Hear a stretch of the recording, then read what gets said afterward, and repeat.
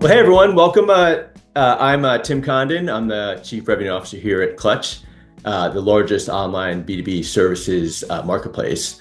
And if you're a growing marketing or tech agency, and then this video series is for you.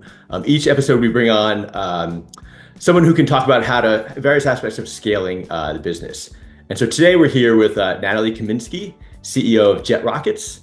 And Natalie is a tech entrepreneur with over a decade of experience helping non-tech teams launch successful tech platforms. So thanks for being here, Natalie. Thank you for having me. I'm excited.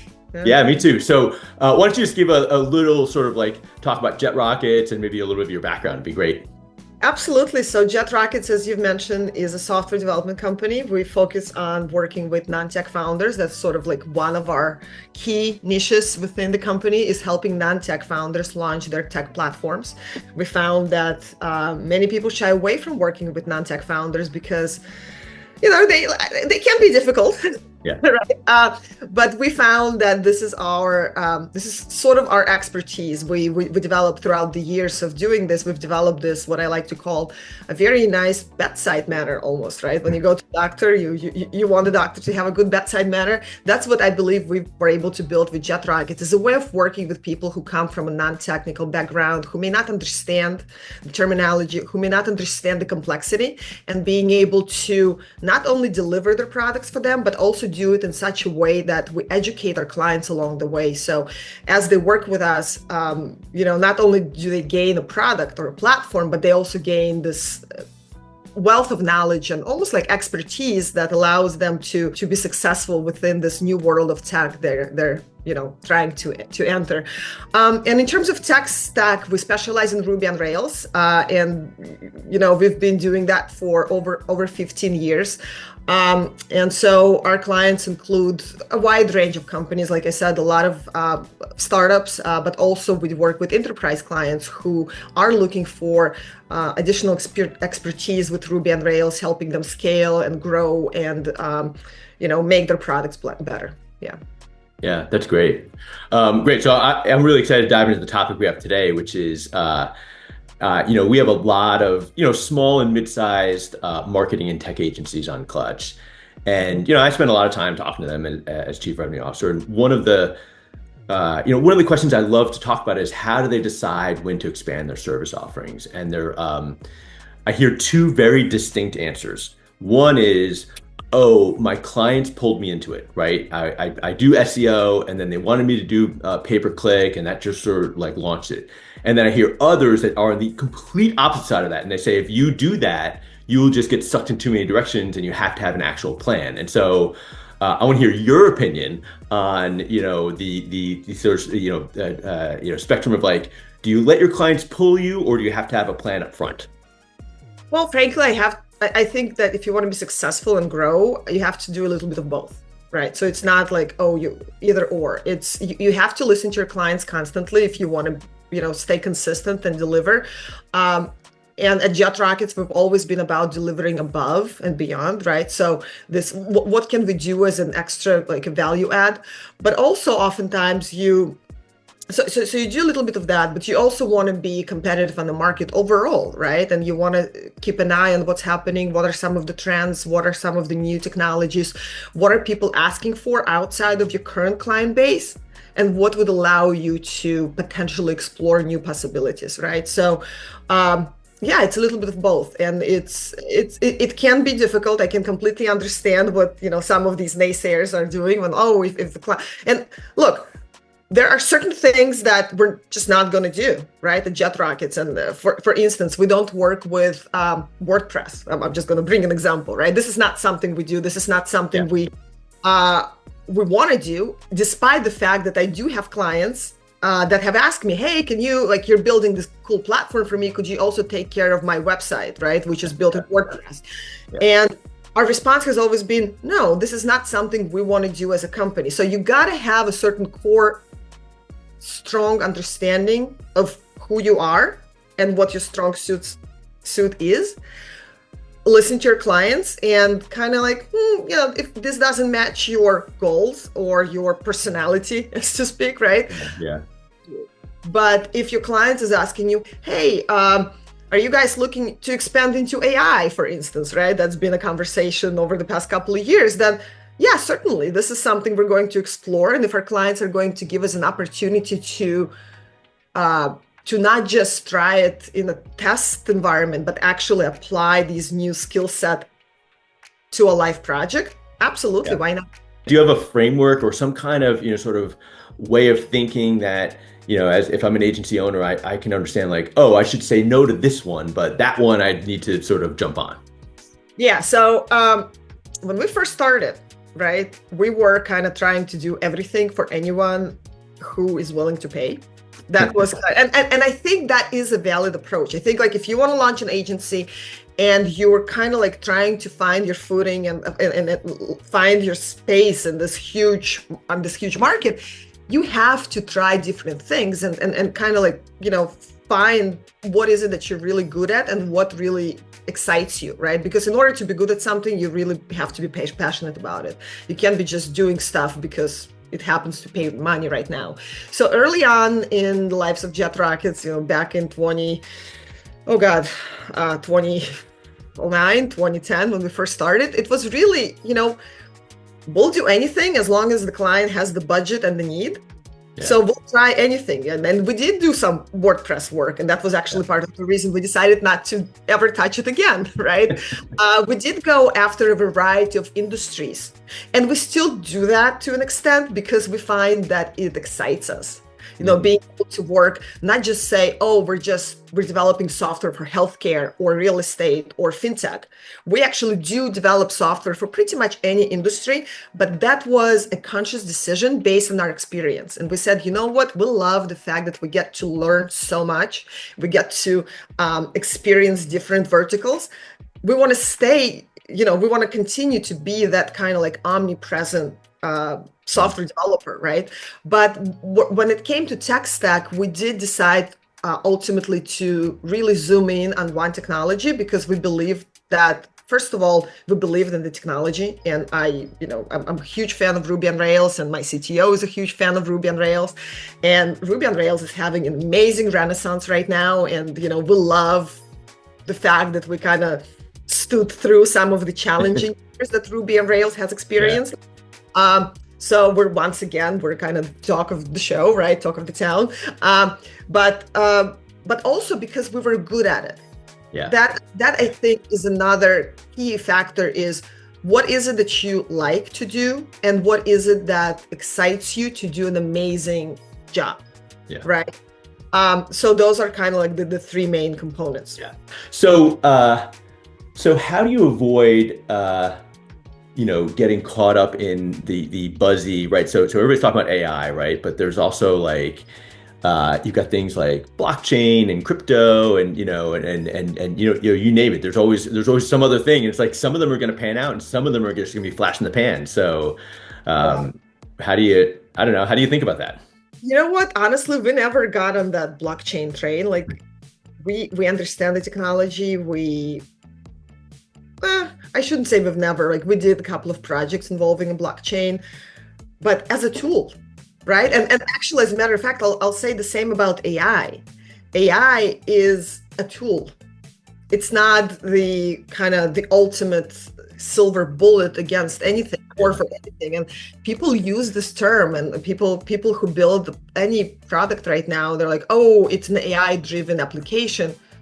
Yeah, it should be. It's almost like saying, oh, we're using, I don't know, electricity. The internet, yeah. It's a utility, and it should remain that. So absolutely. I mean, certain technologies, you're kind of like, yeah, AI is gaining momentum. AI has gained momentum over the past couple of years, but it doesn't mean that it hasn't been used before. I mean, we were building machine learning and AI-based products before it became mainstream term a couple of years ago, right? It's just nobody talked about it. So suddenly, and I mean, the same applies to, some of the other terms you can think about is big data, right? I mean, a data warehouse. I mean, it's been around since 30 years ago, right? Like, so you have to kind of be smart, but also have the experience to a little bit kind of differentiate between, is this a fad? Is this just a new term that is being put on something existing, or Yeah. is this really something I must drop everything for and go and learn?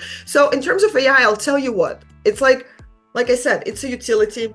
We use it. We suggest our existing clients who've built with us before to say, hey, would you like to expand your platform with the use of AI? Only because AI became more available now, more accessible, right? So you could you could make your product a little bit maybe faster, or give your clients or your ultimate users some additional functionalities that were not available before.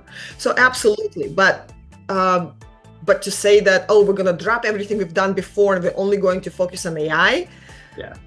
no, that's not going to happen, because again, like I go back to the same concept. AI is a utility. What's your process for gathering and getting client input and then sort of putting that back into, your service development?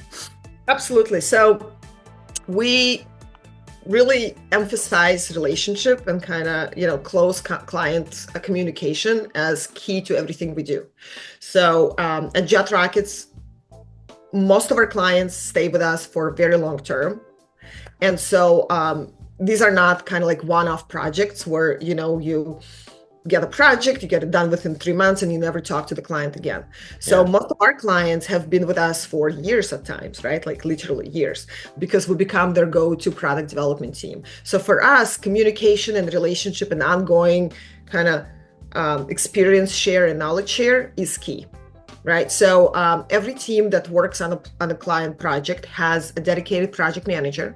And sort of when I say project manager, at JetRockets, a project manager is really a position that wears multiple hats, is a product manager, a project manager, and an account manager all at once. Right. Yeah. Yeah. So the job of the project manager is not just to make sure that tickets are getting done or budgets are being met. The job really is to get to know the client, to get to know the product, to get to know the client's business really, really well, and see how can we be of value, of an ongoing value beyond just executing upon these specific tasks that the client is asking for, right? So what we do is that this allows us to constantly look for those opportunities, right? And say, hey, we've noticed, for instance, that your product is being used primarily by people of a certain age group that have certain interests, but it seems like you're missing certain features that might be useful, right?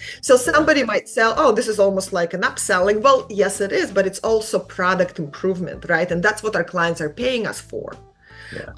We're more than just a development shop. We are a product development shop, right? So our job is to make the product better. Now, as part of that kind of offer, right? We oftentimes recognize additional opportunities that we go above and beyond.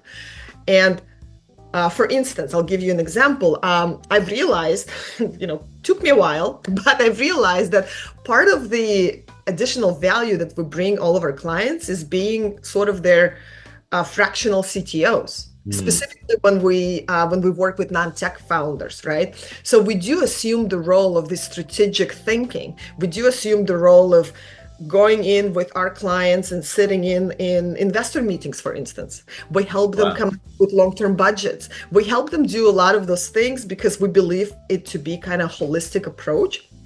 And then it dawned upon me is that, why not offer that as a standalone service for companies that don't necessarily use us as their development partner, right? So that's how we were able to come up with just a fractional CTO service offering, right? So like a lot of those new lines of revenue or new lines of service come out from the existing relationship that we've built.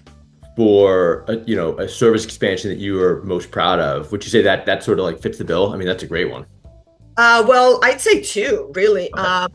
Maybe even three. So one thing, like I said, yes, the fractional CTO became really successful because, I mean, for us, of course, it opens additional doors, right, and allows us to expand our revenue. But also for our kind of target audience or for our target clientele, it gives an opportunity to work with us even before they're willing to commit for long-term project, right? Okay, let's try them out. Let's see what they can bring to the table as a strategic consultant. Yep. First, before we're going to bring all of our product development to them, right? So that's, I feel like that's a win-win, right? It allows us to share, because we're in this unique position where we work with a lot of different companies, we see a lot of different outcomes. And we can bring that collective knowledge and we can share it with our clients, right? Yeah. Sometimes when you hire just the CTO, well, they have limited experience. They've only maybe worked at a few, companies. They've only seen several situations play out. So the expertise is almost limited.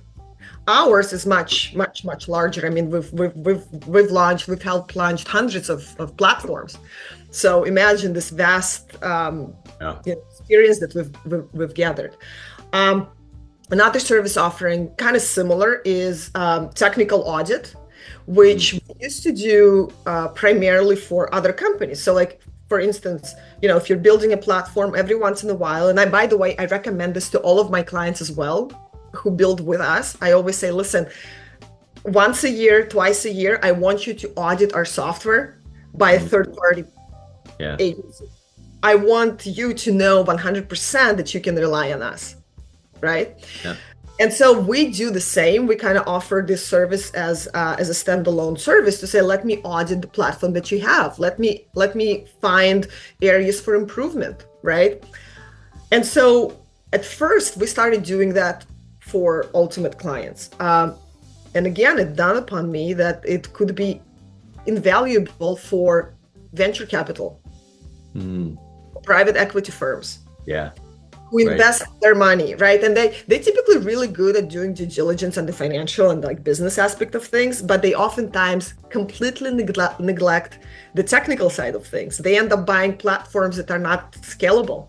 Where did you sort of think that there was a service expansion and then realize that, oh, maybe you bit off something more than you could chew, or just found that it was just not really it just didn't really fit with what you're looking to do? Yeah. So this is something years ago, right? So I nothing as of recent, but years ago, I'd say maybe 6-7 years ago, we decided that we want to do native iOS and Android development, but we didn't really have like good, strong leadership within the company to support that. So we have, we hired 2 developers, but my CTO didn't necessarily have the native development experience, right? So yes, we do mobile applications, but we typically do hybrid platforms. So we use React Native for that. We used to in the past we used Flutter, not anymore, but now we do mostly React Native. But at that point of time, we decided that, like people are asking for native applications. Why don't we start also building native? So we hired an iOS person, we've hired an Android person. Didn't work out too well for us. Yeah. Because I'll tell you why. Because we lacked the leadership. We couldn't really oversee the progress. So it was like 2 people building something. We weren't really sure were they doing a good job or not. So it wasn't so much from marketing size or from sales. It was from our ability to supervise and maintain. Yeah. It's almost like you need to either go all in or And I don't think we were willing to make that next level of investment to grow that department as much, primarily because we were doing just fine with hybrid development. I mean, most applications that came our way were actually perfect candidate for a hybrid platform. And really very few required native development. But we're like, so we ended up parting ways with those developers a couple of years later, but Any lessons from that for our audience? Either sort of the figuring out to begin with or the exit process, because it's not easy to say we want to step away from something. Well, first and foremost, we've made a complete decision, we're only going to do things that we can control. And when I say we and control, I mean the leadership team within JetRockets. That we're only going to take on work that we can 100% stand by. Meaning my CTO, my team leads can actually make sure that if the developer isn't doing something right, we can fix it without involving any outside resources. Before we do rapid fire questions, anything that you're really looking forward to, either as this year comes to a close or as we head into 2025? Yeah, I'm actually one recent service that we've added, which was never part of a standalone service, is actually product design.